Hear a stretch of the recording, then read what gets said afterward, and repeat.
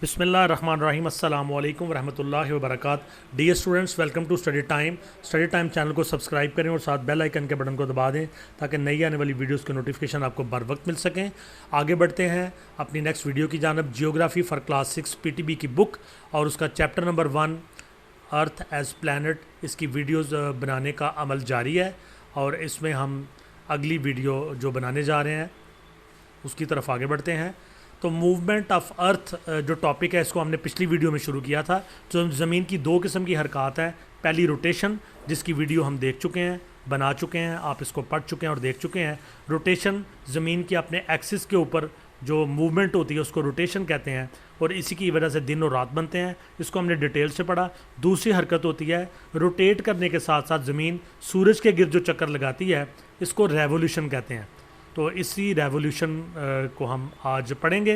Revolution, the movement of earth in its orbit around the sun, अपने मदार में ज़मीन की हरकत सूरज के गिर्द इज़ कॉल्ड रेवोल्यूशन, इसको रेवोल्यूशन कहते हैं। ज़मीन अपने एक महसूस रास्ते पर जिसको ऑर्बिट कहते हैं, यानी उससे हटती नहीं है। अल्लाह ताला ने, कुदरत ने एक ऐसा सिस्टम बनाया हुआ है कि तमाम सैयारे अपने अपने ऑर्बिट में हरकत करते हैं। तो ज़मीन भी अपने ऑर्बिट में, अपने मदार में, अपने दायरे में, फ़िक्स दायरे में हरकत करती है सूरज के गिर्द और इस हरकत को हम कहते हैं revolution. The characteristics of this movement are, इस हरकत की जो खसूसियात हैं वो दर्ज झैल हैं। Number 1, the movement is anti clockwise, ये हरकत एंटी क्लॉकवाइज है। घड़ी की जो सुइयाँ जिस तरफ हरकत करती हैं इसको क्लॉकवाइज कहते हैं। तो ये यूँ हरकत करती हैं, यूँ घड़ी की सुइयाँ जो होती हैं इसको क्लॉकवाइज कहते हैं। और अगर इसके उल्ट हो, यानी घड़ी की सुइयों के उल्ट इस तरह से, तो इसको हम एंटी क्लॉकवाइज कहते हैं। तो ज़मीन की सूरज के गिर्द जो हरकत है ये एंटी क्लॉकवाइज है। ये एरो के ज़रिए भी दिखाया गया है कि ये इस तरह से सूरज के गिर्द चक्कर लगाती है। The speed of this movement is about 1,07,000 kilometre per hour. तो ज़मीन की जो स्पीड है हरकत करने की सूरज के गिर्द, ये 1,07,000 किलोमीटर एक घंटे में सफ़र तय करती है। और अगला point, the earth completes a revolution in its orbit in about 365 days and 6 hours. और ज़मीन सूरज के गिर्द जो पूरा चक्कर लगाती है उसके लिए 365 दिन और 6 घंटे इसको लगते हैं। Seasons are formed by this movement, और इसी हरकत की वजह से ज़मीन के ऊपर मुख्तलिफ सीज़न, मौसम और वेदर चेंज होते हैं। The orbit in which the earth revolves is oval in shape, और जिस दायरे में, जिस मदार में ज़मीन चक्कर लगाती है वो ओवल शेप, अंडे की शक्ल का है, यानी वो पूरा गोल नहीं है बल्कि अंडे की शक्ल का है, उसमें सूरज के गिर्द ये चक्कर लगाती है। सीजन्स, मुख्तलिफ सीज़न या मौसम कैसे बनते हैं। The seasons are form due to the tilt of earth axis. तो जैसे कि हमने बताया कि ज़मीन अपने महवर के ऊपर झुकी हुई है, तो जो झुका हुआ एरिया सूरज के सामने होता है उसके ऊपर दिन लंबे होते हैं, रातें छोटी होती हैं, और जो झुका हुआ एरिया सूरज से परे होता है वहाँ पे रातें लंबी और दिन छोटे होते हैं।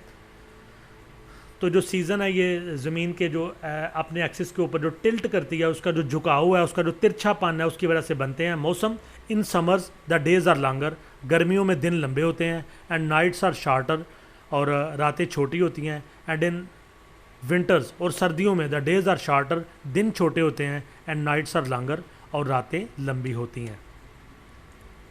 The seasonal variation in the northern and southern hemisphere, आपको पता है कि ज़मीन दो हिस्सों में तकसीम है। बिल्कुल सेंटर की लकीर को इक्वेटर कहते हैं, ऊपर वाले हिस्से को नॉर्दर्न हेमिसफीयर कहते हैं, शमाली निसफ कुरा, और नीचे वाले को साउदर्न हेमिसफीयर या जनूबी निसफ कुरा कहते हैं। वैसे इस पूरे के पूरे को कुरा कहते हैं, सफ़ीयर कहते हैं। कुरा उर्दू का और इसका फ़ारसी का लफ्ज़ है, और इसके आधे हिस्से को, ऊपर वाले को शमाली निसफ कुरा, नीचे वाले को जनूबी निसफ कुरा कहते हैं। तो इनमें जो मौसम की चेंजेस हैं वो कैसे आती हैं। ऑन जून 21, 21 जून को, the northern hemisphere is tilted towards the sun, शमाली हेमिसफीयर जो होता है वो पूरे का पूरा सूरज के आगे झुक जाता है। While the southern hemisphere is away from the sun, और जो जनूबी निसफ कुरा होता है वो पूरे का पूरा सूरज से परे झुका हुआ होता है। That's why there is summer in the northern hemisphere, लिहाजा जो गर्मियाँ हैं वो शमाली जो निसफ कुरा है उसमें अपने अरूज पे होती हैं 21 जून को, and winter in the southern hemisphere, और जो जनूबी निसफ कुरा है वहाँ पे सर्दियाँ अपने अरूज में होती हैं।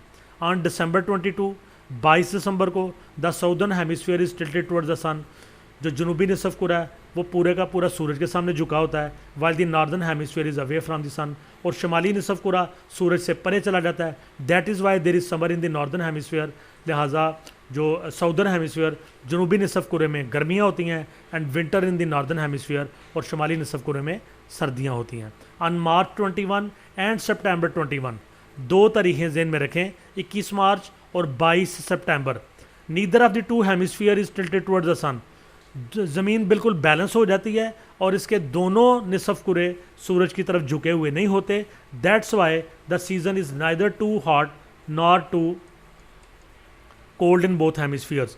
तो दोनों हेमिस्फीयर में 21 मार्च और 22 सितंबर के दिन और इससे आगे पीछे जो डेज़ होते हैं इनमें एक जैसा मौसम होता है, ना ज़्यादा गर्मी होती है ना ही ज़्यादा सर्दी होती है। तो स्टूडेंट यहीं पे हमारा आज का टॉपिक ख़त्म होता है। वीडियो को देखें, इसको लाइक करें, कमेंट्स दें, दोस्तों से शेयर करें और स्टडी टाइम को सब्सक्राइब करें। नेक्स्ट वीडियो में आपसे मुलाकात होगी, तब तक के लिए अल्लाह हाफिज़।